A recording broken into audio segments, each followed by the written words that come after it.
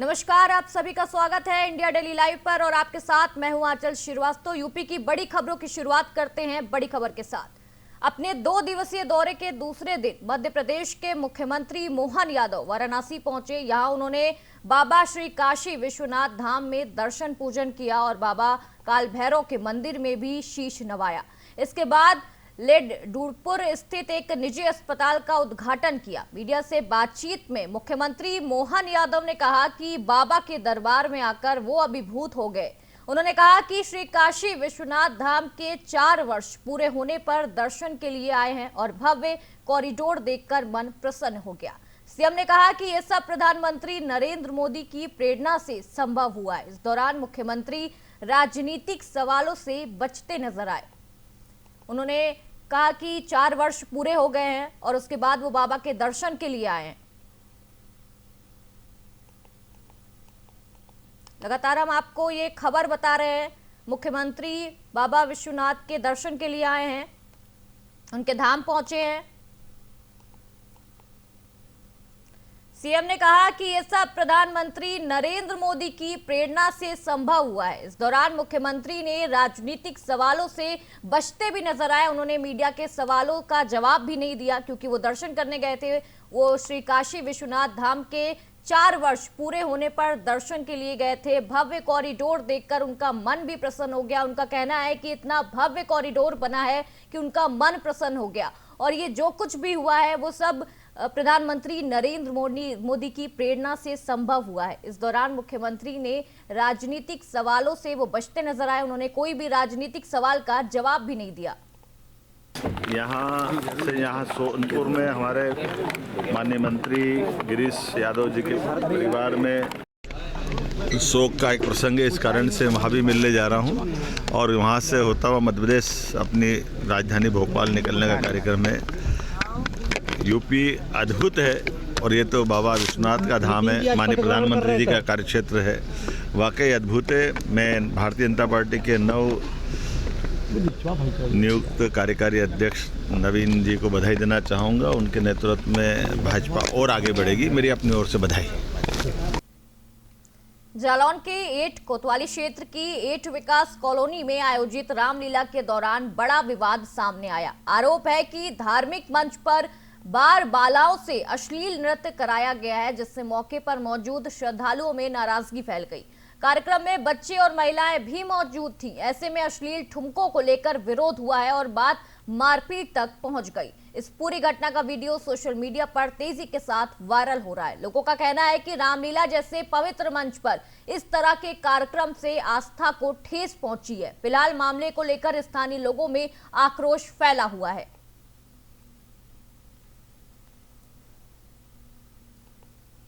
UP के बांदा जनपद के बबेरू तहसील क्षेत्र स्थित सिमौनी धाम में 3 दिवसीय राष्ट्रीय कृत मेले की तैयारियां पूरी कर ली गई हैं।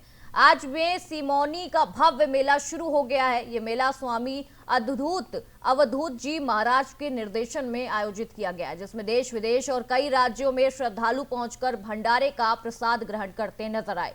मेले को लेकर जिला प्रशासन और पुलिस प्रशासन पूरी तरह मुस्तैद है और सुरक्षा व्यवस्था के पुख्ता इंतजाम भी किए जा रहे हैं। चप्पे चप्पे पर पुलिस की निगरानी रखी जा रही है और हर वर्ष की तरह इस बार भी 15, 16 और 17 दिसंबर को 3 दिवसीय मेले का आयोजन भी किया जा रहा है, जिसमें विशाल भंडारे का भी आयोजन होगा। बांदा में आप जहाँ पर हैं, ये मौनी बाबा धाम सिमौनी है। यहाँ पर 15, 16, 17 दिसंबर को ये वार्षिक मेला लगता है। पर्यटन विभाग से अनुमोदित मेला है। यहाँ पर लाखों की संख्या में श्रद्धालु जन आते हैं और भंडारा प्रसाद खाते हैं और इसके अलावा जो मेला लगा होता है, इसका मेले में जो भी खरीदना होता है खरीदते हैं। इसमें पर्याप्त पुलिस बल लगाया गया है। उसी पुलिस बल की आज ब्रीफिंग की गई है और जिसकी जहाँ ड्यूटी है उसको ब्रीफ किया गया है और इसी संबंध में ये तैयारी चल रही है पुलिस की। सर, लगभग कितना फोर्स लगा? जो भी हमारा जितने भी ड्यूटी पॉइंट है, ट्रैफिक के, प्रसाद और भंडारा पॉइंट के, प्रदर्शनी के, सारे हम लोगों ने कवर किए हैं। हमारे 10 के करीब राजपत्रित अधिकारी हैं और करीब 50 हमारे इंस्पेक्टर साहब लोग हैं और उनके सहयोगी पुलिस बल हैं और हमारा पर्याप्त पुलिस बल लगाया गया, पीएसी भी है, सभी तरह का फोर्स लगाया। बांदा में आप जहाँ पर हैं, ये मौनी बाबा धाम सिमौनी है। यहाँ पर 15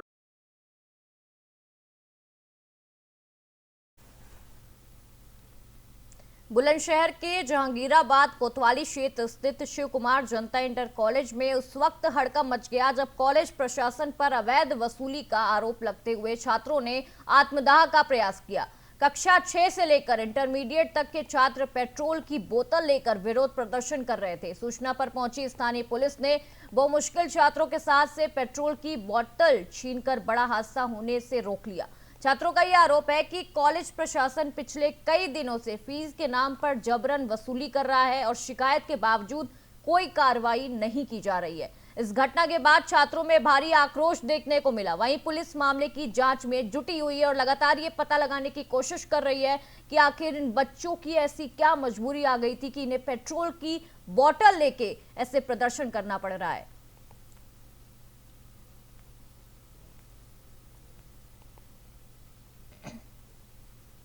कन्नौज से एक बड़ी खबर सामने आ रही है। पुलिस एसओजी और सर्विलांस टीम को एक बड़ी सफलता हाथ लगी है। पुलिस अधीक्षक विनोद कुमार ने बताया कि संयुक्त टीम ने गांजा तस्कर गैंग के 3 सदस्यों को गिरफ्तार कर लिया है। मुखबिर की सूचना पर कार्रवाई करते हुए तस्करों के कब्जे से 24 किलोग्राम नाजायज गांजा बरामद किया गया, जिसकी कीमत करीब 13 लाख रुपए आंकी गई है। गिरफ्तार आरोपी में 2 कन्नौज और 1 कानपुर का निवासी शामिल है। ये कार्रवाई गुरसहाजगंज कोतवाली इलाके के सिरगमा अंडरपास में हुई है। पुलिस ने तस्करों के खिलाफ आवश्यक कानूनी प्रक्रिया शुरू कर दी है और ये सफलता जिले में मादक पदार्थों के खिलाफ चलाए जा रहे अभियान में महत्वपूर्ण मानी जा रही है।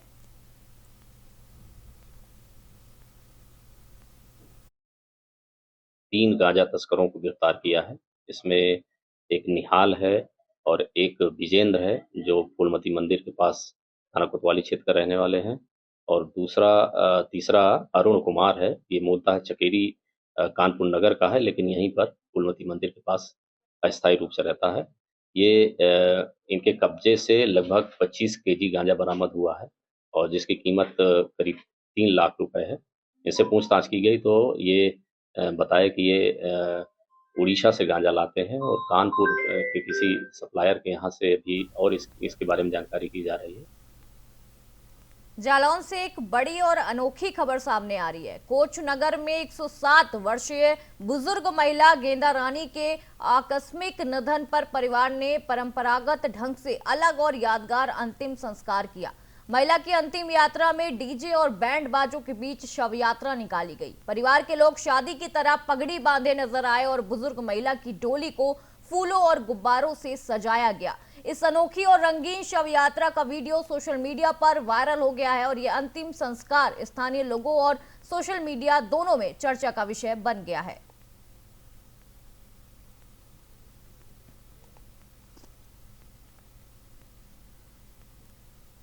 जालौन से बड़ी चोरी की वारदात की खबर सामने आ रही है। कोतवाली क्षेत्र के मोहल्ला भवानी राम में स्टेट हाईवे किनारे बंद पड़े एक फौजी के घर में चोरों ने ताला तोड़कर चोरी की है। परिवार शादी समारोह में शामिल होने गया था, तभी चोरों ने अलमारी का लॉकर तोड़कर 35 लाख रुपए से अधिक के बेशकीमती सोने चांदी के जेवरात और नकदी चुरा ली।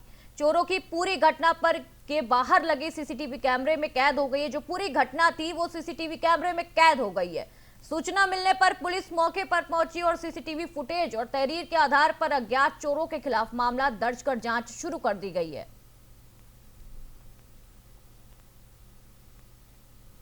ये घटना चोरी की हुई है मेरे घर पे 11 तारीख को। हम लोग उधर से शादी पे गए अंडा। हम लोग ऐसे 4 बजे के करीब हम लोग घर से निकले। फिर हम लोग उधर से बारात पे गए। बारात हम लोगों ने करी कि उधर पे 12 साढ़े 12 मतलब इतने बजे तक हम लोग रहे।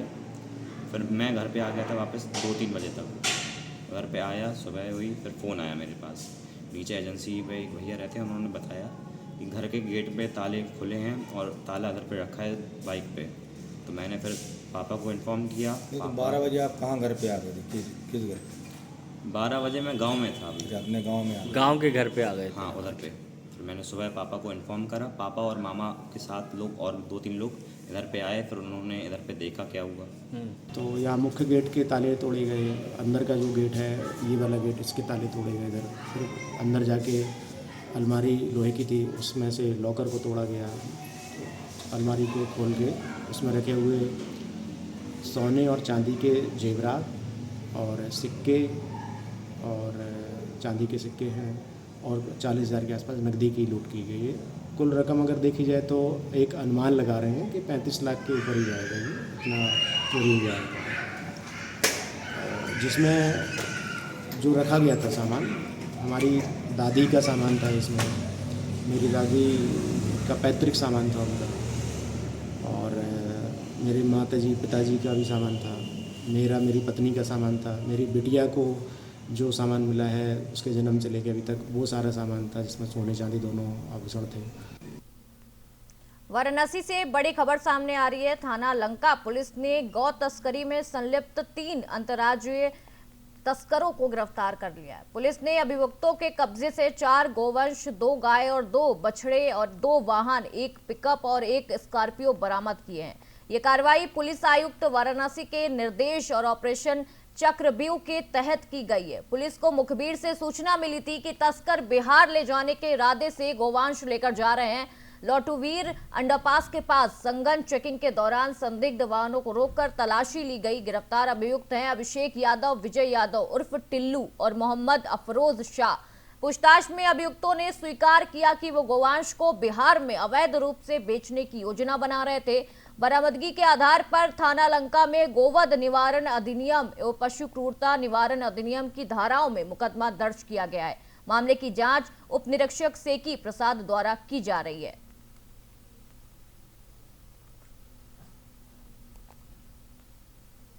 ईस्टर्न पेरिफेरल हाईवे से बड़ी खबर सामने आ रही है। पलवल में ग्रेटर नोएडा की ओर आते समय भीषण सड़क हादसा हो गया है। इस हादसे में 1 दर्जन से ज्यादा वाहन आपस में भिड़ गए हैं। टक्कर के बाद एक वाहन में भरे आलू सड़क पर पूरे में बिखर गए, जिसमें हाईवे में अफरा तफरी मच गई। इस भीषण दुर्घटना में करीब आधा दर्जन लोग घायल हो गए। सूचना मिलते ही पुलिस मौके पर पहुंची और राहत बचाव कार्य शुरू कर दिया गया है। ये पूरा मामला दनकौर थाना क्षेत्र का बताया जा रहा है।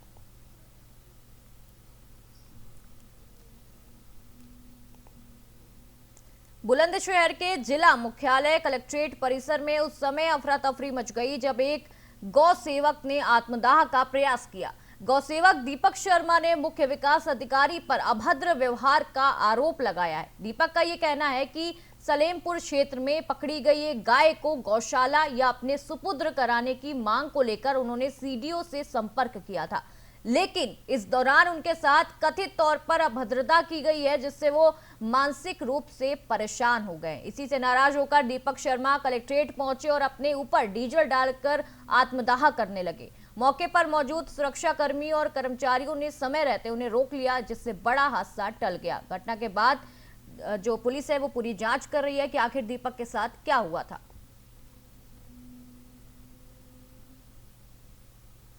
कारण ये है कि मुझे सीडीओ मैम ने इतना प्रताड़ित किया है, मुझे अभद्र भाषा किया है और मेरी वेशभूषा का भी वो नहीं करा। और मैं गौ माता के लिए हमेशा तत्पर रहता हूँ। जब मैं गौ माता की रक्षा नहीं कर पाऊँगा तो मेरे जीने का क्या मतलब। और इस तरह से मुझे प्रताड़ित किया जाएगा और इस तरह से मुझे टॉर्चर किया जाएगा तो मैं क्या करूँ। अग्नि समाधि तो मुझे मजबूरी में विधानसभा पर लेनी होगी। और ये सभी को मेरा मैसेज है, गौ सेवकों को, कि इस तरह से अधिकारी किसी और भी आगे किसी भाई को प्रताड़ित न करें। इस तरह से मुझे किया है, इसलिए मैं गौ अग्नि समाधि लूँगा और एक मिसाल का काम करूँगा। और ये सीडीओ में इतना मुझे बदतमीजी की है कि मैं शायद कभी इन शब्दों को भूल पाऊँ भविष्य में।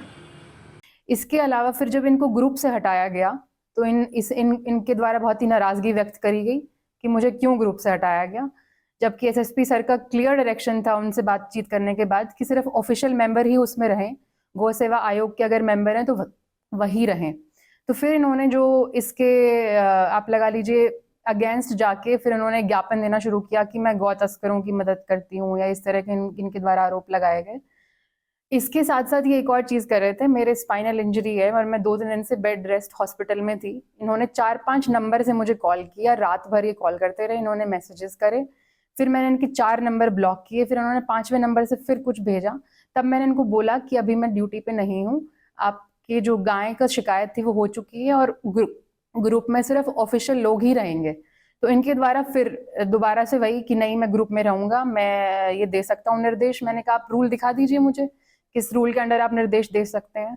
इसके अलावा मैंने गौ सेवा आयोग के अध्यक्ष एवं सचिव दोनों को इनकी पूरी सूचना दे दी और उनके द्वारा भी बताया गया कि पहले भी इनके द्वारा एक अभद्रता की कंप्लेन आई है। अधिकारियों से अच्छे से बात नहीं करते हैं। सभी वीडियोस जो जिस एरिया के वो वीडियो थे उनके द्वारा भी शिकायत की गई कि ये जो बातचीत का लहजा है वो बहुत ही अभद्रता का है इनके द्वारा। गौतम बुद्ध में लगातार बढ़ते प्रदूषण को देखते हुए स्कूलों को लेकर नया आदेश जारी कर दिया गया है। जिला विद्यालय निरीक्षक ने निर्देश दिए हैं कि नर्सरी से कक्षा 5 तक की सभी कक्षाएं अगले आदेश तक पूरी तरह ऑनलाइन चलेंगी, जबकि ऑफलाइन पढ़ाई पर रोक लगा दी गई है।